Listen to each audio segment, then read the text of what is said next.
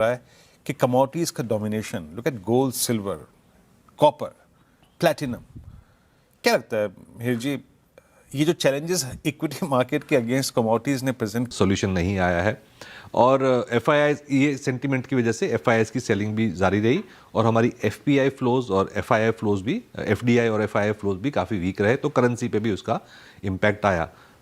इसके बावजूद जैसे आपने कहा कि जो निफ्टी लेवल पे है, जो मार्केट तो अभी टिका हुआ है मोरलेस, लेकिन ब्रॉडर मार्केट में अच्छी खासी करेक्शन हुई है। मिड कैप और स्मॉल कैप में हमने अच्छी खासी प्राइस करेक्शन भी देखी है। तो एक एक्सपेक्टेशन का बेस काफ़ी लो है, टाइम और प्राइस करेक्शन हो चुका है।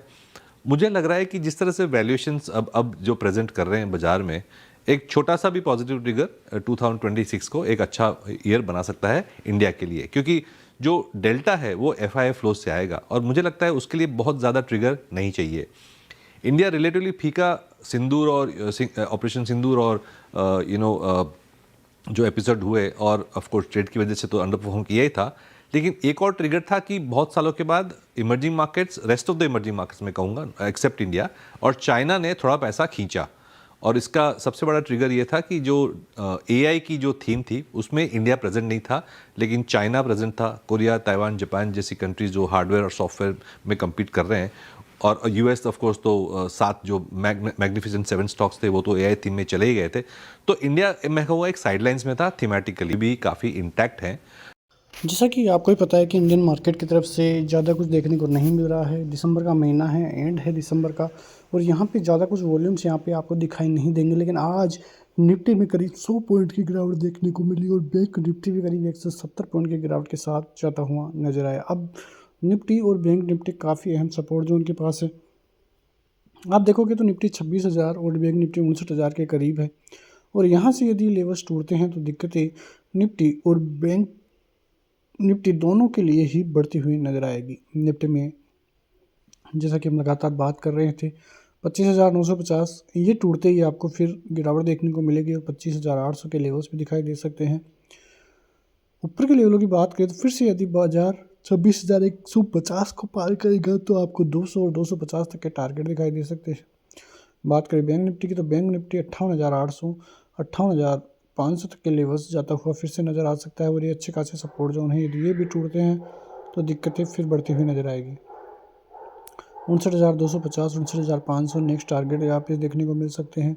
जब तक बाजार 59,200, 250 को फिर से पार नहीं करेगा तब तक कोई बड़ी रैली की संभावनाएं दिखती हुई नज़र नहीं आ रही। तो इंडियन मार्केट की तरफ से ऐसा नहीं है कि कोई बड़ी गिरावट देखने को मिल रही है या बड़ी तेज़ी देखने को मिल रही है। बाजार एक कंसोलिडेशन की फेज में ही चलता हुआ नज़र आ रहा है। ज़्यादा कुछ तेज़ी और ज़्यादा कुछ गिरावट देखने को नहीं मिल रही है। नीचे की तरफ 26,000, ऊपर की तरफ 26,200, 250 लेवल के अंदर ही बाजार जाता हुआ नज़र आ रहा है। एफआईआई की तरफ से 1 से 2 दिन 3 दिन बाइंग तो देखने को मिली, लेकिन वो बाइंग इनफ नहीं थी और फिर से गिरावट इंडियन मार्केट की तरफ से आती हुई नज़र आ रही है। एफआईआई की सेलिंग लगातार बढ़ती हुई नज़र आ रही है। यदि एफआईआई की बाइंग नहीं होगी तो फिर से दिक्कतें इंडियन मार्केट में बढ़ती हुई नज़र आ सकती है। तो इंडियन मार्केट की तरफ से चीज़ें धीरे धीरे बदलती हुई नज़र आ रही है और आने वाले दिनों में यदि फिर से चीज़ें बदलती है तो दिक्कतें इंडियन मार्केट की तरफ से बदलती हुई नज़र आ सकती हैं। तो देखना होगा कि किस प्रकार की चीज़ें इंडियन मार्केट में आने वाले दिनों में रहती हुई नज़र आएगी। फ़िलहाल ऐसी कोई खबर भी नहीं है जिसकी वजह से कोई बड़ी गिरावट देखने को मिले। बस लोगों में डर एक ही है कि कहीं उनका पोर्टफोलियो फिर से रेड और ज़्यादा ना हो जाए, क्योंकि already market all time high के इतना करीब है और फिर भी इंडियन मार्केट की तरफ से पोर्टफोलियो लोगों के 10 से 15-20% तक की गिरावट दिखाते हुए नज़र आ रहे हैं। तो बस वही डर उनको देखने को मिल रहा है।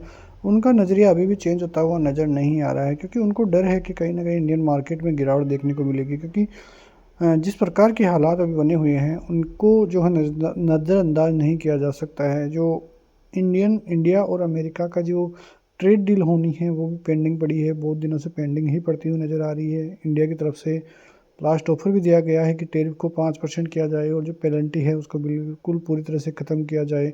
तो ऐसे ऑफर इंडिया की तरफ से दिए जा रहे हैं, लेकिन अब देखना होगा कि अमेरिका की तरफ से क्या रिस्पॉन्स यहाँ पे आता हुआ नज़र आता है। तो सभी चीज़ें इंडिया के पक्ष में नहीं होती हुई नज़र आ रही है, लेकिन फिर भी इंडियन मार्केट की तरफ से संभावनाएं अभी भी पॉजिटिविटी की तरफ ही है कि इंडियन मार्केट में यदि फिर से रैली हुई तो ज़बरदस्त तेज़ी देखने को मिल सकती है। मिलते हैं नेक्स्ट वीडियो में, तब तक के लिए जय हिंद।